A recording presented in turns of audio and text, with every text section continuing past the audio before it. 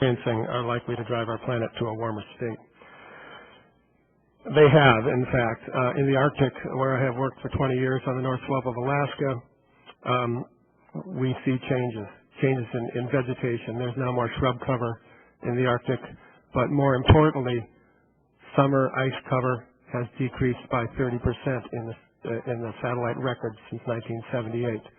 Less summer sea ice means less reflection of heat back into space and more absorption of heat by the ocean. This has huge implications for global climate, as our climate scientists will tell you. Not only is the Arctic warming, but the Great Lakes region is warming. In the north by 4 degrees Fahrenheit, in the southern part of the Great Lakes region by 1 degree since 1978. Stunning is the fact that Lake Superior has warmed by 4.5 degrees in the past 30 years. That is a lot of joules. That is a lot of energy. Lake Superior is a big thermometer. It is the deepest lake and the largest lake in the Western Hemisphere, second largest in the world, and it is warming at a rate that no one thought it would. Ice cover is decreasing on the Great Lakes. Varies year to year, but over decades we can see that the ice cover is lower. That affects our climate. That affects evaporation from the lakes. In the Great Lakes itself, in the region, total annual precipitation has been relatively constant over the past 50 years, but major storm events have increased by a factor of 2. And those major storms tend to come in the springtime, late winter, and they're balanced by droughts in the summer, and we feel it. Our coastal cities, small cities like South Haven on the west coast of Michigan, and larger cities like Milwaukee on the east coast of Wisconsin have storm sewers systems that are now compromised. They were built 50 years ago, and they can't handle the floods. So we're paying a cost in terms of infrastructure. We're experiencing more late winter and early spring storms, more summer droughts and heat events. Not only does this compromise our infrastructure, but it can degrade drinking water quality, lead to the export of nutrients, sediments into our lakes, exacerbating dead zones. It delays planting in springtime and stresses crops in the summer. We've heard about the heat tolerances of corn and soybeans, which are major crops in the Midwest. It stresses forests, making them more vulnerable to pests, and jeopardizing a $40 billion forest products industry. It reduces summer stream flow and groundwater recharge and threatens our tourist and recreation industry, which is a part of our culture. Business as usual scenarios of greenhouse gas emissions will exacerbate these trends, compromising our environment, the economy and culture and water of this resource-rich region. Thank you very much for listening to me. I look forward to questions. Thank you very much. And Dr. Roberts, you're recognized for 5 minutes. Thank you, Chairman Whitfield, Ranking Member Rush, and members of the committee for the opportunity to be here this morning. I am a retired Professor Emeritus of Tropical Public Health. I follow closely the debate on claims of public health harm from climate change. There are parallels in the claims about climate change and regulatory controls of carbon dioxide and claims about insecticides in human health. The arguments for government interventions in both topic areas rest on fearful claims, doomsday predictions of devastating consequences in the absence of regulatory intervention. And in my mind, this is fear messaging. 39 years ago, the EPA took a political position to ban a famous insecticide, DDT. Global public health leaders at that time repeatedly and firmly warned that a ban would cause return of devastating diseases and millions of deaths. In 1972, in spite of those warnings, the EPA banned DDT. The public health community was right, and the results of that decision have been devastating. I raise the issue of this famous insecticide because it is an excellent example of the harm that arises when politics and ideology trump science. Poor people in malaria countries are paying every day for an EPA decision taken 4 decades ago. As supporting documentation, I am submitting for the record recent statements by ministers of health of Namibia and Guyana, as well as a recent peer-reviewed paper I co-authored confirming an ideological agenda which is regrettably supported by the EPA. As I document in written testimony, those who campaign to reduce CO2 emissions through EPA regulatory controls are striving to show climate change is a source of harm to public health. Claims of such harm are necessary for fear messaging. These claims are reflected in many attempts to attribute all sorts of increases in malaria, dengue, and other diseases to global warming. Again, I offer documentation of this in written testimony. However, attempts by climate change advocates to link those diseases to climate change have been vigorously rebutted. While climate can affect disease rates, there is most assuredly no simple relationship between climate and public health. The truth is, those diseases are under control of many complex and dominant factors, with condition of human poverty and man's own effort to control them being most important. As evidence to back up this statement, I would point to the different conditions of public health on the border of Mexico and Texas. I could also point to the differences in insect-borne disease rates on the border areas between Mozambique and South Africa. Both those cases show how, under the same climatic conditions and same geography, divergent public health outcomes are achieved thanks to differing poverty rates and man's efforts in disease control.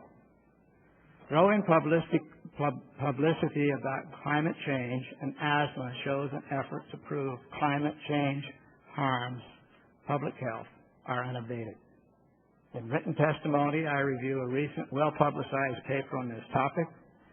My area of expertise is in tropical public health, but I review this paper as a scientist and a taxpayer, and I question the political agenda of highlighting climate change as an asthma problem.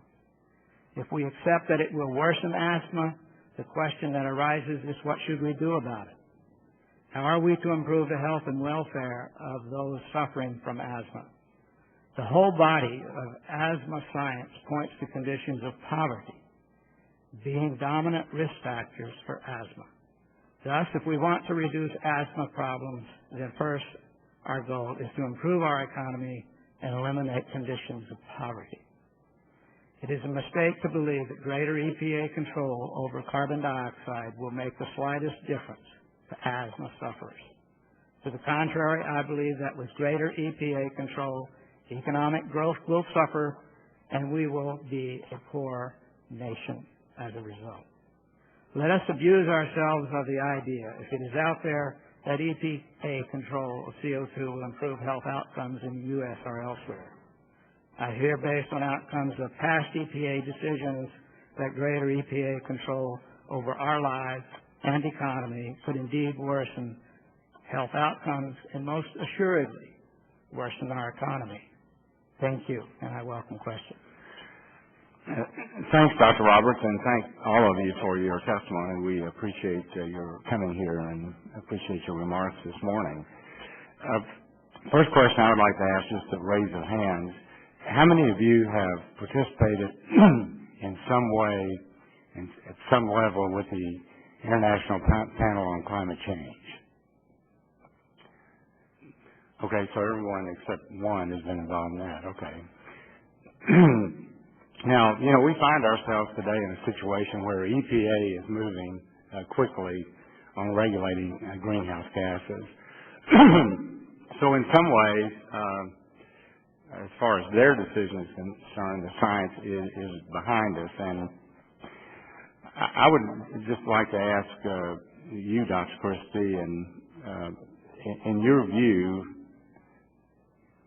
would EPA's regulations to control greenhouse gas emissions in the U.S. have any real impact on the overall presence of greenhouse gases in the world? Yeah, I've done several calculations in that regard, and the impact is minuscule to whatever, really both the greenhouse gas concentration total and really what a climate system might do as a result of that delta. So you agree with Administrator Jackson. That's basically what she said as well. Yes. Okay. Now, Dr. Roberts, I may have missed, maybe I didn't hear you correctly, but did you say that there's no relationship between climate and public health?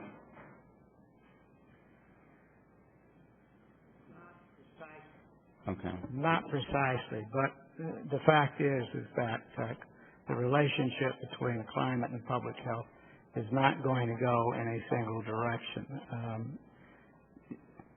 I think my fear that the feeling that climate change is a negative force for public health is flatly wrong. Okay.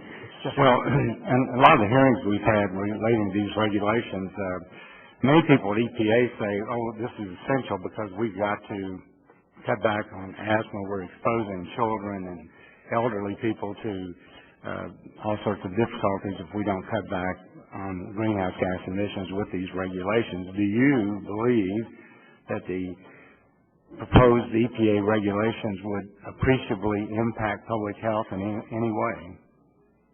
No, I do not. Okay. Now, I'm going to make just a comment here. Obviously, this whole issue has been politicized in a way. I mean, we've got science, we've got politics, we've got all sorts of things going on. And when you look at the events at the University of East Anglia, when you consider Dr. Lai on the 2007 IPCC, who made the comment that the Himalayan glaciers would melt by the year 2035, which I think then he backed off of that and said, you know, that was a mistake. This is not accurate. I remember Dr. Lancy, who is an expert on hurricanes, served on a panel at IPCC. In fact, led the study on hurricanes, and he testified here that someone at the IPCC announced emphatically that more hurricanes were the direct cause of global warming. He was so upset about it because he said the science is simply not there that he resigned from IPCC. And we've heard other incidences of that. And I know that you can pick out isolated events in anything, but you hear this so frequently with IPCC. It is disturbing in many ways, but so just yes or no, on the IPCC in general, do you have confidence in what they're doing, Dr. Sommerfeld? I certainly do have confidence. Okay, Dr. Christie. Very isolated instances. Dr. Christie. Yes and no. Yes and no. Okay, Dr. Phil. Yes, I have confidence. Dr. Filkey. No. Dr. Sawyer. Yes. Dr. Nadelhoffer. As a reviewer of IPCC reports, I have confidence. Okay. Do you have a comment, Dr. Roberts? I do not have confidence. I read also, Dr. Filkey, that I don't know if I have all the details on this, but the NOAA temperature monitoring stations, and I think I read some article that you all did an analysis and you found that 85% of these stations were unduly close to heat-generating areas. Is that correct or is that not? Well, we have a study that's almost through the review process that shows that many of the stations are very poorly located next to air conditioners under satellite dishes, and we're showing that is contaminating the surface temperature record. In fact, it's introducing a warm bias over the United States. Okay. Thank you. I see my time has expired, so I recognize the gentleman from Illinois, Mr. Rice. Well, thank you, Mr. Chairman, and Dr. Nadelhoffer. I certainly appreciate you being here. Explain to the subcommittee what the effects of climate change are on the economy and the environment of the Great Lakes region. You spoke somewhat about that in your testimony, and would you expound upon it, please? Well, thank you, Congressman Rush. I am not an economist. Yeah. I can refer to several reports on the Great Lakes economy. One most recently by the Michigan Sea Grant Program, which identified large numbers of jobs dependent on the waters themselves. But as I mentioned in my previous testimony, we in the Great Lakes region in particular are dependent upon natural resources. Many of those natural resources are provided by natural systems like forests, wetlands, and agricultural ecosystems. Our agricultural ecosystems are at great risk because of not only warming temperatures and summer droughts, spring rains and floods, but also exceeding levels of heat tolerance of major crops like corn and soybeans, which, as you know from Illinois, are major to our agricultural economy. So, well,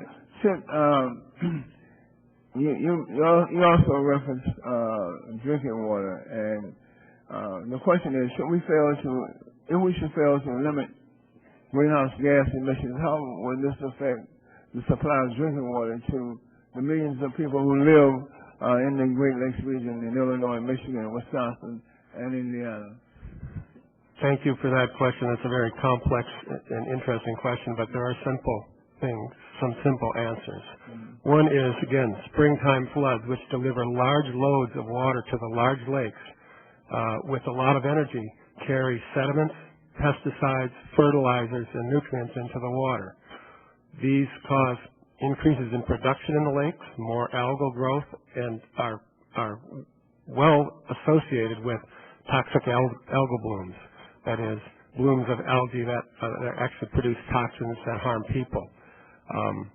They also contribute to dead zones, organic matter that falls to the bottom of the lakes and then is decomposed, consuming oxygen and thereby killing fish. These are happening now again on Lake Superior. They're likely the result of floods that deliver materials and nutrients to the lakes. So this increases our costs of water treatment.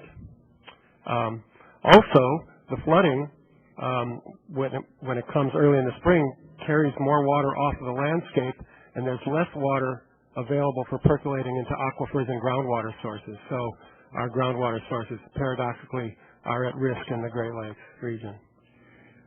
What will be the effects on the Great Lakes region if we did not curb emissions of greenhouse gases? Part of that answer is in deference to our climate scientists who, again, I have reviewed IPCC reports. I am not an author.